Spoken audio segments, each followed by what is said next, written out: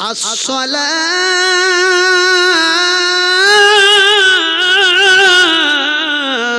খায়রুম মিনান নাওম।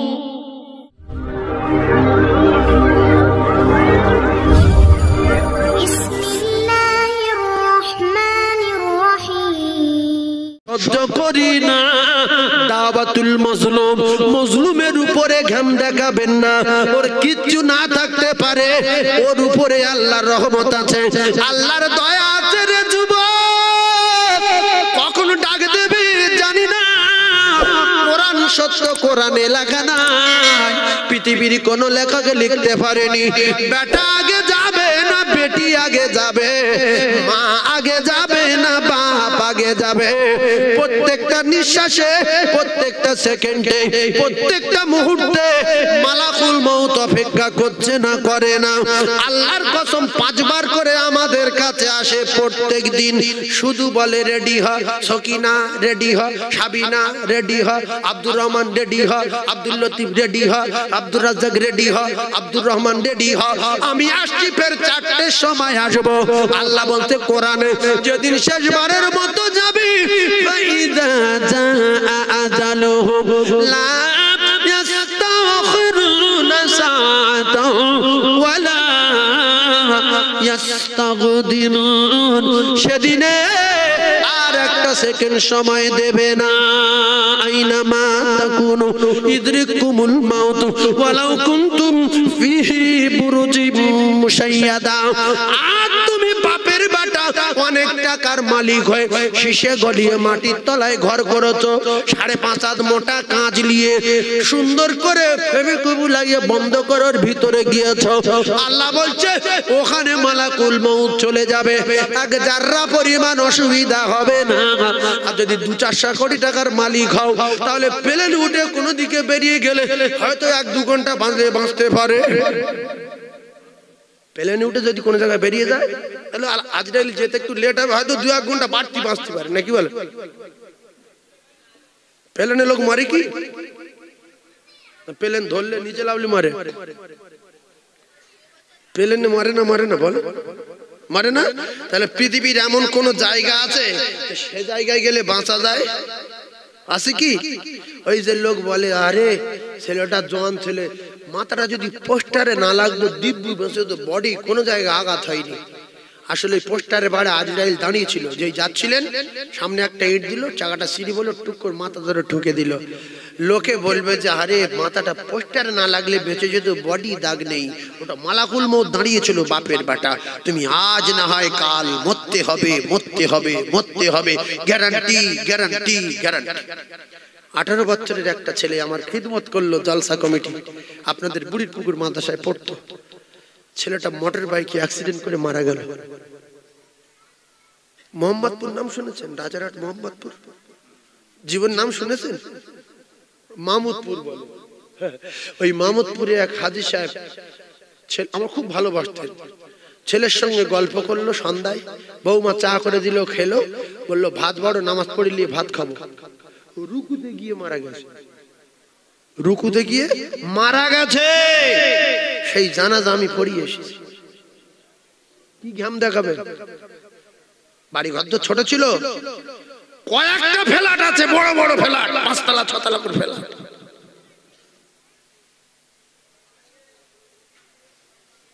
টাকায় বাঁচাতে পারে? জোরে বলেন পারে? টাকায় যদি বাঁচতো আর ডাক্তার যদি কারুর বাঁচাতে পারতো, অন্তত ডাক্তার তার মা বাপকে বাঁচিয়ে রাখতো। আর যদি মা বাপকে না রাখতো তো নিজেই বেঁচে থাকতো। গোলাবাড়ির আমিনপুরের লোক, একজন হাসিয়ার লোক, বিরাট রোগে আক্রান্ত হয়ে ভারতবর্ষের কোনো ডাক্তার পারেনি। শেষমেশ বললো যে এক কাজ করি, ভারত আর একবার একটা ডাক্তারের কাছে যাই, ভেলোরে যাই। ভেলোরে গেল, ডাক্তার বললো তো কোনো ব্যাপার না আমার কাছে, আমি বহুদিন লন্ডন থেকে পড়াশোনা করেছি, এই 50 টাকার ঔষধ দিলাম, যাও সুস্থ হয়ে যাবে, সুস্থ কমপ্লিট। সে সারা বছর গল্প করছে লোকের সঙ্গে যে এখনো পৃথিবীর 1 নম্বর ডাক্তার আছে গো, উফ এ কি ডাক্তার। ফের বছর 2 পরে সেই রোগটা বাড়লো, ডাক্তারের কাছে গেল ভেলোরে, সেই ডাক্তার খুঁজছে, বাবু সেই ডাক্তার নাম অমুক, কই কই, সবাই বলছে সে তো 6 মাস আগে মারা গেছে। দেখো অত বড় ডাক্তার মারা যায়, তাহলে বাঁচে কে বলে? কেউ বাঁচবে কি?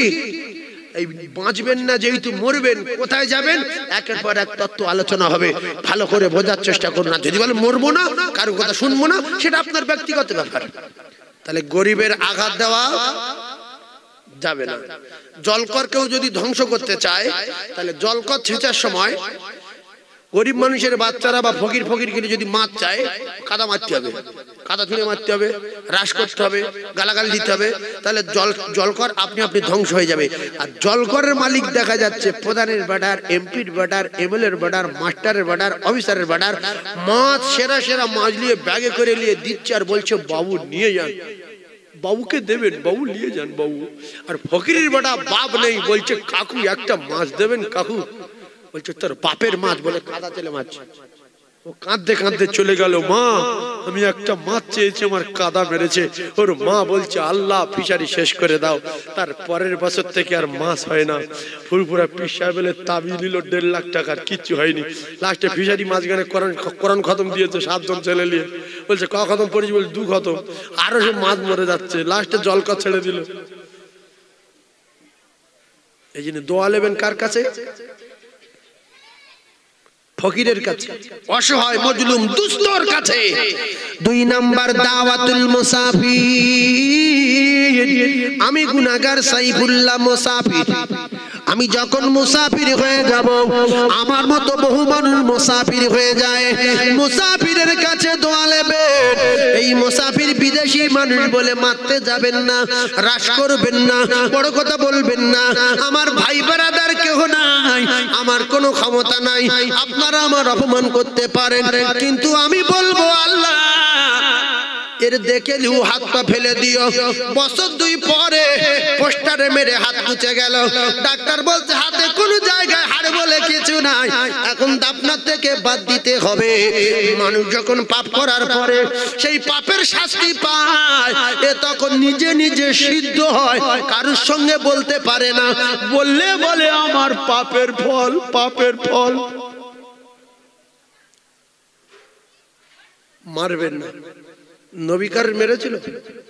নবীর বাপের জবাই করেছে, তো নবী তার ক্ষমা করে দিয়েছে না?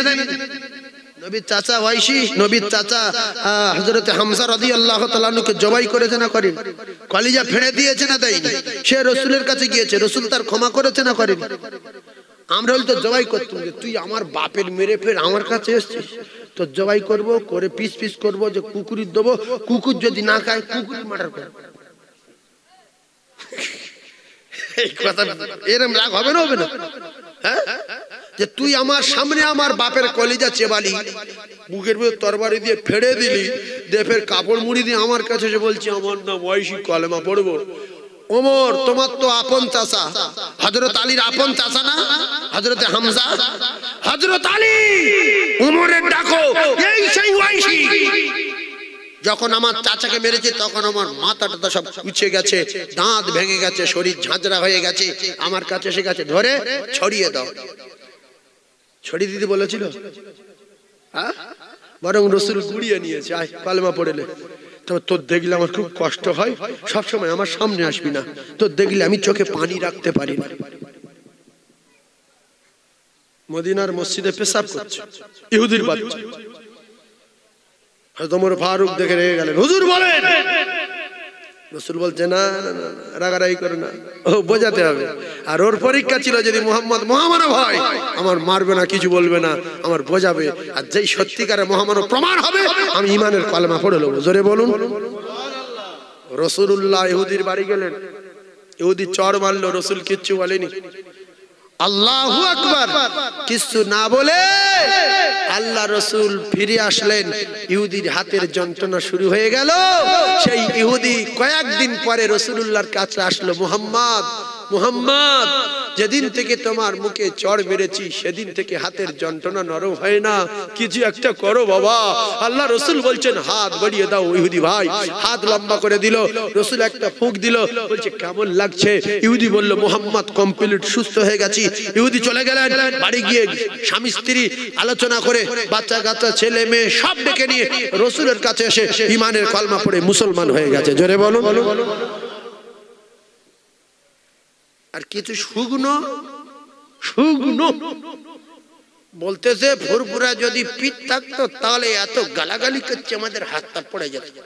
এই শুকনো হাতটা ফেলে তো চোর ডাকাতে, আল্লাহর ওলিরা হাতটা ফেলে। এই তাহলে নবী যদি নবী হতো এত মারা মারলো, নবী কারুর হাতটা ফেলে দিত? এই কথা বলা যাবে? জোরে বলেন যাবে? আরে নবীর নীতি যাদের ভিতরে থাকবে, নবীর উম্মত যারা হবে, আল্লাহ ওয়ালা যারা হবে, মুমিন যারা হবে, তারা কোনোদিন কারোর হাতটা ফেলে না। আরো পড়ে যাওয়া হাত তারা সোজা করে দেওয়ার জন্য এসেছিল। জোরে বলুন। রসুল তো বলতে পারতো ইহুদি, তোর বাগানে পানি তুলতে গিয়েছি, তুই চড় মেরে মুখ ফুলিয়ে দিয়েছিস, আবার ফের আমার বাড়ি এসে বলছে হাত যন্ত্রণা করছে। ওই হাতে দড়ি বেঁধে গাছের গায়ে বেঁধে মার দেওয়ার দরকার ছিল না? ছিল?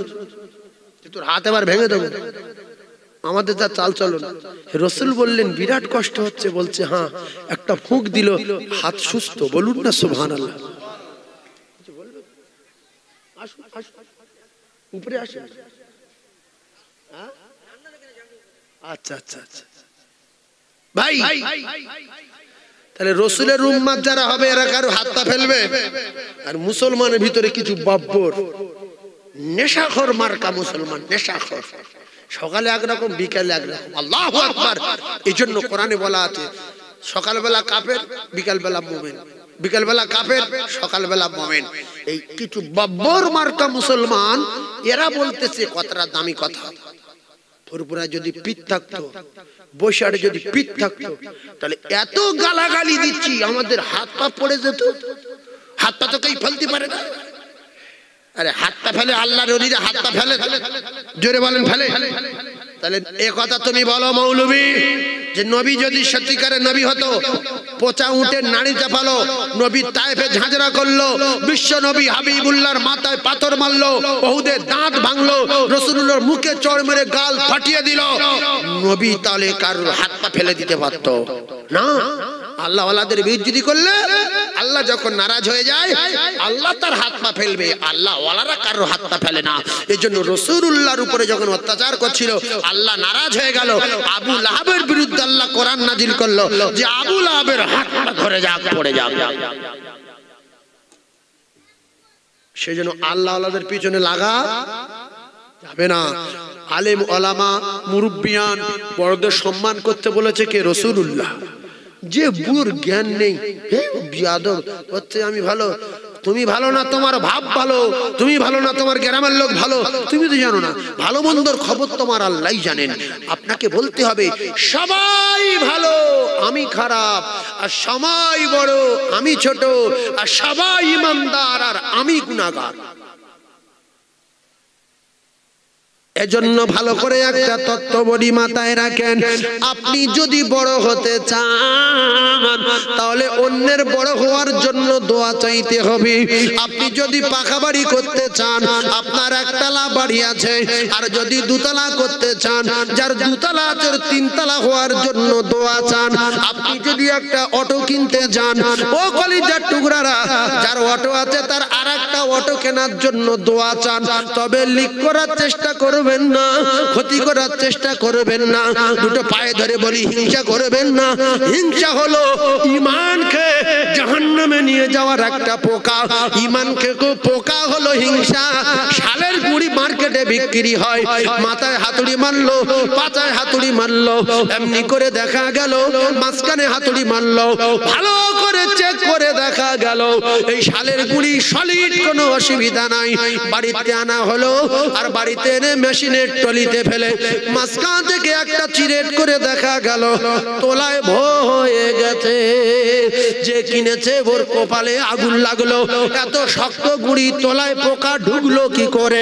মানুষ এত ভালো মোটা সোটা মাথায় টুপি এত বড় দাড়ি এর চেক করে দেখা গেল তোলায় ফর হওয়ার কারণ হলো ওর ভিতরে হিংসা ছিল হিংসা নামক পোকায় ওর ঈমানগুলো কুরে কুরে খেয়ে শেষ করে ফেলেছিল তাই বোঝা যায়নি এত ভালো লোক এর ভিতরে ফর হয়ে আছে তাই আমি আপনাদেরকে জানিয়ে দেই যদি বড় হতে চান অন্যের বড় হওয়ার জন্য দোয়া চাইতে হবে আপনি যদি আপনার ছেলেকে ডাক্তার বানাতে চান পাশের বাড়ির ছেলে ডাক্তার হচ্ছে ওই ছেলেটার উপরে হিংসা না করে আল্লাহর কাছে দোয়া চান আল্লাহ আমার ছেলে তো ডাক্তার হচ্ছে আপনি জানেন তবে আমি আব্দুর রহমানের ছেলের জন্য দোয়া চাই ও ছেলেটা যেন কমপ্লিট ডাক্তার হয়ে যায় আল্লাহর মাতার ব্রেন বাড়িয়ে দেন আল্লাহর কসম হাদিসের ভিতর লেখা রাসূলুল্লাহ বলেন তুমি যদি অন্যের ভালোর জন্য দোয়া চাও আল্লাহ পাকের মালায়েকা ফেরেশতারা তোমার ভালোর জন্য আল্লাহর দরবারে দরখাস্ত করবে দোয়া চাইবে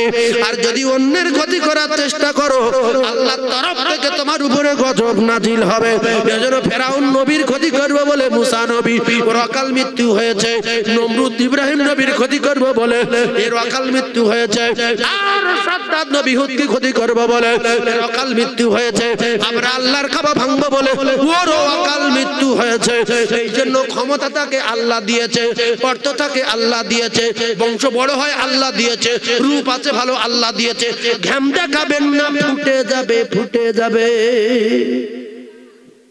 দুটা কালো লোকের দেখে ফর্সা লোক ঘৃণা করে ও কালো আল্লাহ তোর কুকুর করে দেয়নি তুই শুকর কর হ্যাঁ কালো লোক কুকুরের চেয়ে তো কোটি কোটি গুণ ভালো আল্লাহ বলেছে উখরি জাতিলিন নাস কালো তোর বাবার কি কালো তুই তৈরি করেছিস কালো আল্লাহ তৈরি করেছে কথা ঠিক না ভুল ও কালো ও বেটে ও টেরা ও টেরি দুদিন পরে আল্লাহ তোর মুখ বাস্ট করে দেবে তোর মুখে পোকা দিতে পারে না সেই জন্য কালো লোকদের সম্মান জানিয়ে নিজের রূপ যৌবনের শুকরিয়া আদায় করার দরকার আছে না জোরে বলে অনেক মেয়ে দেখবেন চোখের ভুরুত আছে যে আল্লাহর পছন্দ আমার পছন্দ আসমান জমিন ফেরা আল্লাহ ভুরু এত চওড়া দেশ কেন একটু সরু করে দিতে পারিনি ভালো লাগতো তাই মেয়েরা ভুরু চাষে দু একজন আল্লাহর পছন্দ এর পছন্দ না আল্লাহ বলছে লাকাদ খলাকনাল ইনসানা ফি আহসানি তাকবীম আমি যেখানে যা কিছু ইনসানের লাগিয়েছি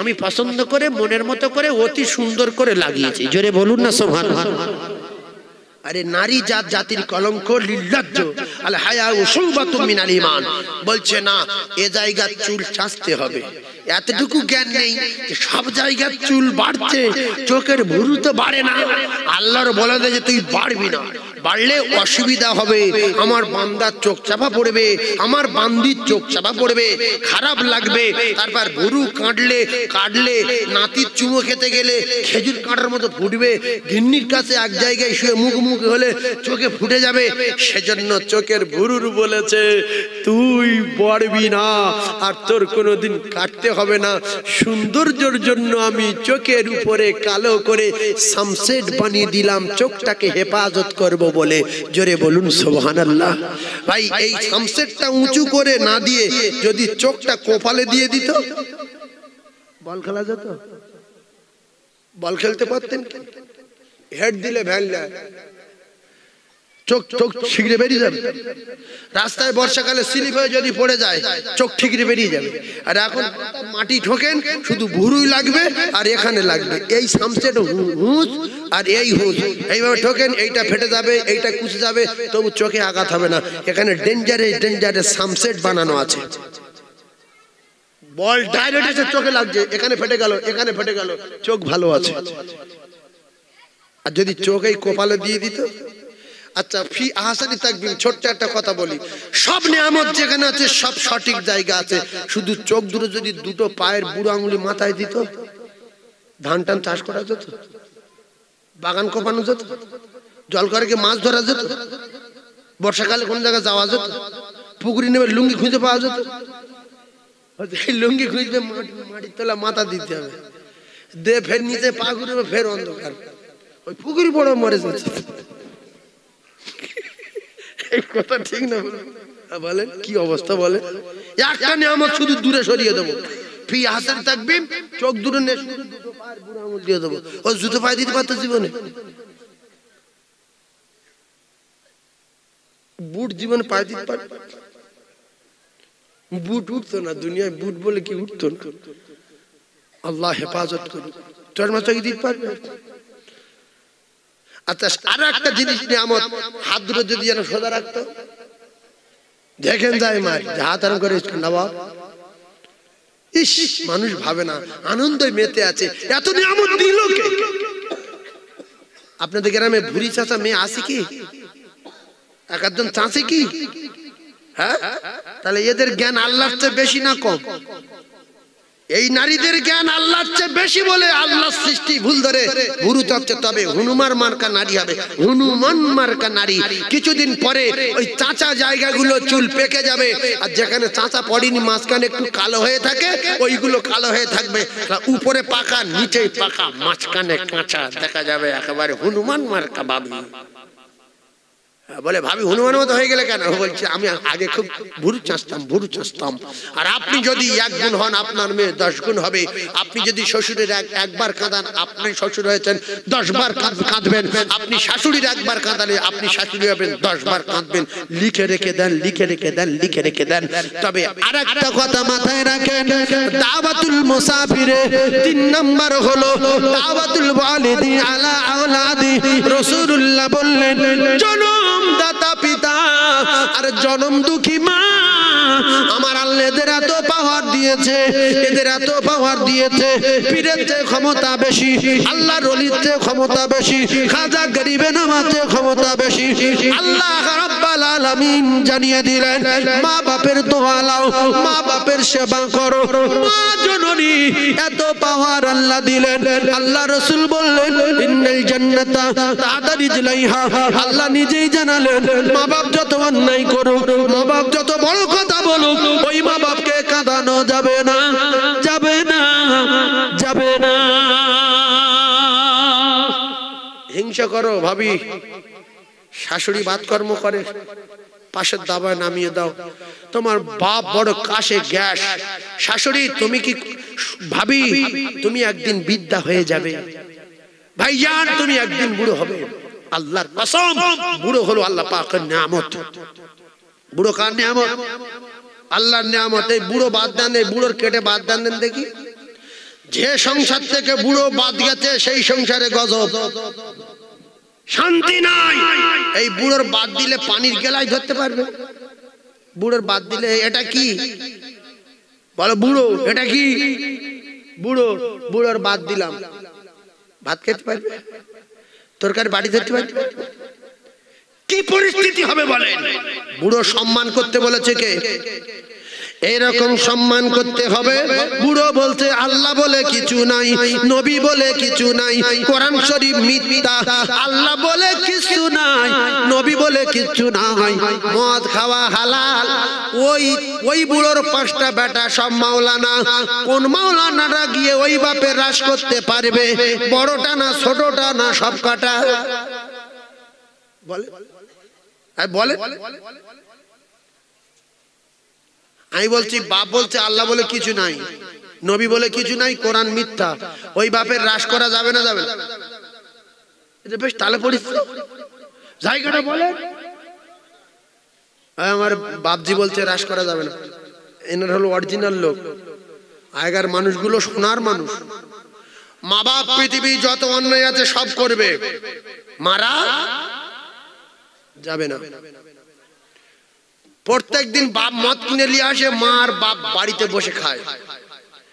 বলে খাবো, বলছে তুমি আল্লাহ মানো না? বলছে আল্লাহ নেই। নবী? বলছে নবী টবি কিচ্ছু নেই, মিথ্যা। কি বললে? এরকম বলা যাবে? তোমার এত জ্বালা কেন? কুটকুট করছে কেন তোমার? তুমি কি জাহান্নামে যাবে? ওরা মানবে না মানবে ওদের ব্যাপার, তুমি মারতে পারবে না। কারণ তুমি যে জান্নাতে যাবার জন্য চেল্লাচ্ছ, আল্লাহর কসম রাসূল বলেছে, হুমা জান্নাতুকা, তোমার ওই বাপ আর তোমার মা হলো আল্লাহর জান্নাত। কোথায় রাস করো? এই যে রাসূলুল্লাহর কলিজার টুকরা চাচা জীবনের চেয়ে বেশি ভালোবেসেছে। আল্লাহ মানিনি, নবীকে নবী মানিনি, কোরআন মানিনি। নবী কোনোদিন রাস করেছে? চাচা দাঁত থবনা গুঁড়ো করে দেবো যদি কলেমা না পড়ছো। হযরত আলী ডাকবো, ওমরের ডাকবো, বেঁধে পিটবো জান্নাতে নিয়ে যাওয়ার জন্য। কলেমা পড়েন পড়েন, কোনদিন বলেছে? বলছে চাচা পড়েন, কলেমাটা পড়েলেন আল্লাহর জান্নাত আছে, কঠিন আযাবে জাহান্নাম আছে, চাচা পড়েলেন। সারা জীবন ওই মা বাপের কাছে নরম ভাষায়, মিষ্টি কথায়, মধুর কথায় ওই মা বাপকে বোঝাতে হবে। যদি মা বাপ না বোঝে, তোমার বাপের ক্ষমতা নাই কিছু করার। কারণ রাসূলুল্লাহ জানালেন ইন্নাল জান্নাতা তাহতা রিজলাইহা, জান্নাত রয়েছে তোমার গর্ভধারিণীর কদমের তলায়। একবার জোরে বলুন সুবহানাল্লাহ।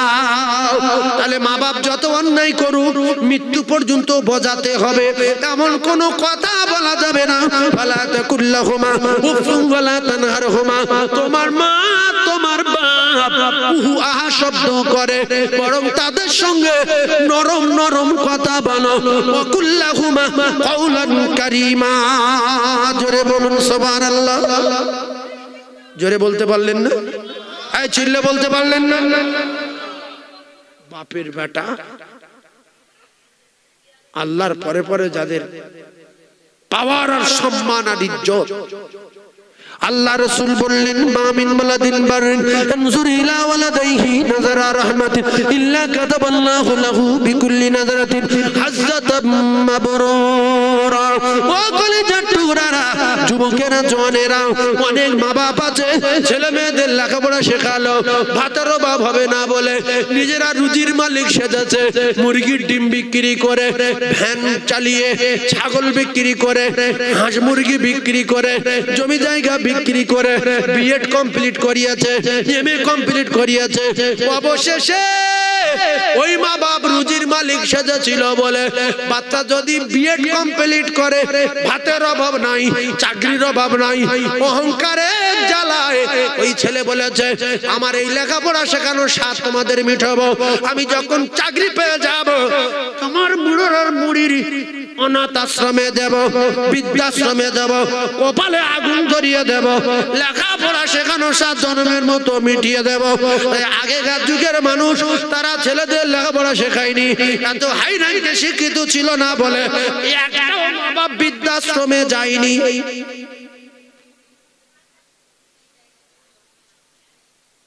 আগে বৃদ্ধাশ্রম কি কোনো আমরা জানতাম?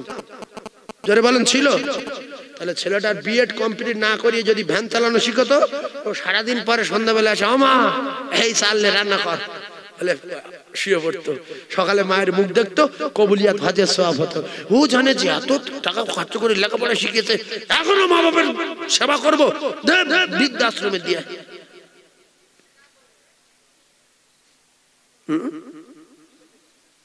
জান্নাত কোথায়? আল্লাহর কসম মায়ের কদমের তলায়। জোরে বলেন না সুবহানাল্লাহ। চিল্লে বলেন না সুবহানাল্লাহ। তাহলে মা বাপ যার উপরে রাজি, আল্লাহ তার উপরে রাজি। মা বাপের দোয়া সাত আসমান ভেদ করবে, আল্লাহ পাকের আরশ আজিমে যাবে, মাঝখানে কোথাও কোনো পর্দা আটকানো যাবে না। এই জন্য মা বাপের পিছনে লাগা যাবে না। 10 মাস 10 দিন গর্ভে রেখেছিলে ধরে, অনেক কষ্ট পেয়েও ভুবনে পাঠালে, সেই মায়েরা চলে শীতল ছায়াতে পালিত হলাম খোদারি করুণা। মাগো তুমি আমার জান কোনদিন ভুলো না, মাগো তুমি আমার জান কোনদিন ভুলো না। যে মায়ের কদম তলায় জান্নাত পাওয়া যায়, সে মায়ের ব্যথা দিলে সব কিছুই তার ক্ষয়ে যায়। সেই মায়ের স্নেহ ভালোবাসার হয় না তুলনা, আর কোনো দিন হবে না। মাগো তুমি আমার জান কোনো দিন ভুলো না, মাগো তুমি আমার জান কোনো দিন ভুলো না। হারালে মা কোথায়, হারালে মা কোথায়,